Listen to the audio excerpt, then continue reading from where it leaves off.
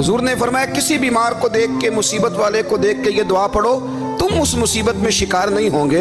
बरेली शरीफ के दाएं बाएं ताउन का मर्ज फैल गया तो आला हज़रत फरमाते हैं मेरे मुंह में भी कुछ गिल्टियाँ निकल आईं। तो बाज़ लोगों ने कहा शायद आपको भी ताउन हो गया है। आला हज़रत रहमतुल्लाह अलैह फरमाते हैं जो सबसे बेहतरीन तबीब था वो लाया गया, उसने मेरा मुंह देख के, गिल्टियाँ देख के कहा खो आपको तो ताउन का मर्ज हो गया है। तो आला हज़रत फरमाने लगे मुझे सारी बीमारियाँ लग सकती हैं, ये नहीं लग सकती।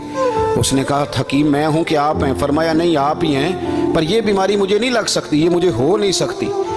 उसने इसरार किया तो आला हज़रत रहमतुल्लाह ताला अलैह उसको कहने लगे मियाँ तू जो मर्जी कर लेकिन मुझे ताउन का मर्ज नहीं हो सकता, ये बात तय है।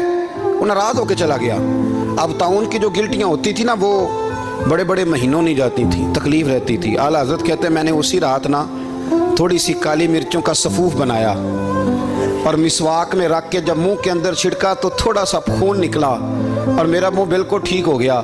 सवेरे मैंने कहा बुलाओ ना अपने हकीम को जो कहता था ताउन हो गया है। तो लोग कहने लगे हुजूर आपको वैसे कैसे पता था ताउन नहीं है?